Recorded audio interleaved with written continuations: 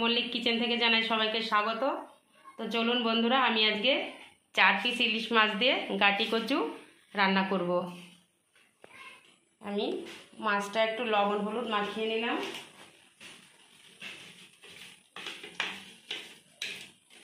খুবই ছোট্ট একটা ইলিশ মাছ।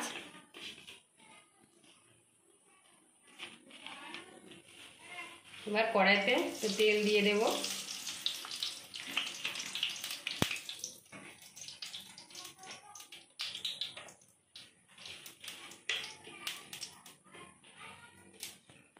মাছগুলো দিয়ে দেব।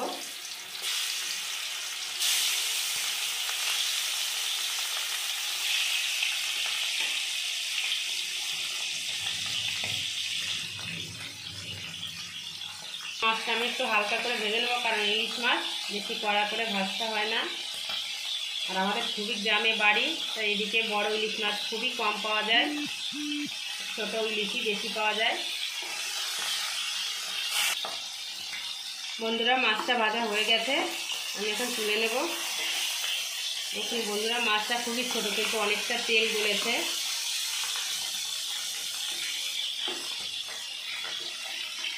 বেশি ভাজবো না, তুলে নেব।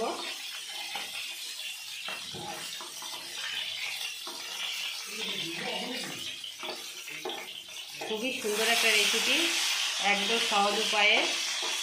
শুধু আমি রাঁধুনি ফোড়ন দিয়ে রেসিপিটা করব। এই তেলেই আমি দিয়ে দেবো গাটি কচু আর একটা আলু। আপনারা শুধু গাটি কচু দিয়েই করতে পারেন। আমি সিদ্ধ করে রেখেছিলাম গাটি কচু আর আলু।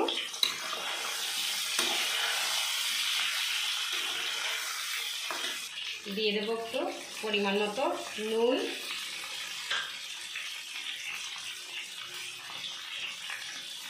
দিয়ে দেবো একটু পরিমাণ মতো হলুদ।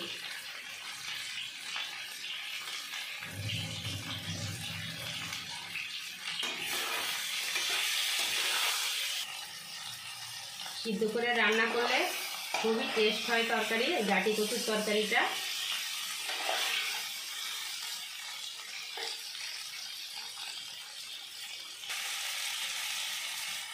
বন্ধুরা, এবার আমি জল দিয়ে দেবো। আমি সিদ্ধ গাটি কচু তো অনেকক্ষণ করবো না।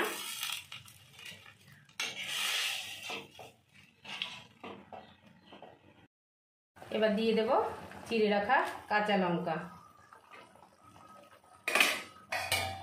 দিয়ে আমি 2 থেকে 3 মিনিট ঢেকে দেব।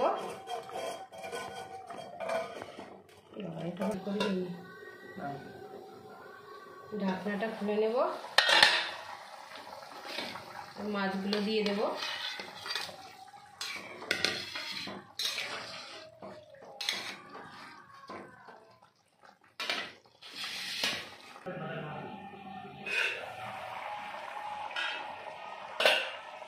আমি এখন তরকারিটা নামিয়ে ফোড়ন দিয়ে দেব।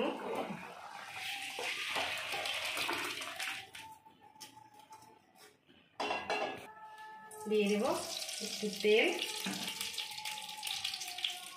একটা শুকনো লঙ্কা,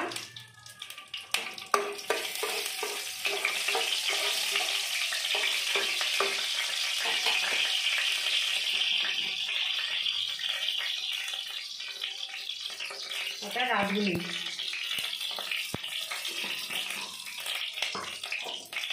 একদম সিম্পল রান্না।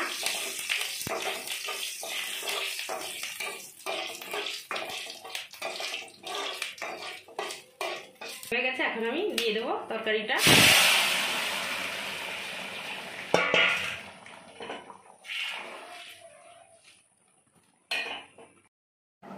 হ্যাঁ বন্ধুরা, ঢাকনাটা খুলে নিলাম। আমার রান্না প্রায় হয়ে গেছে।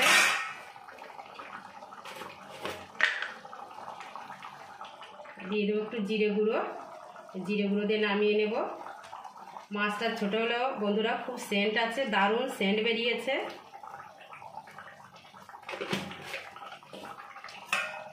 এইভাবে খেয়ে দেখবেন, খুবই খেতে সুন্দর লাগে।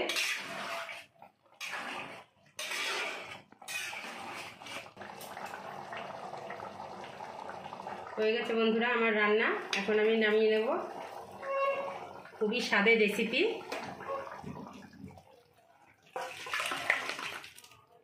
অবশ্যই বাড়িতে একবার করে খেয়ে দেখবেন।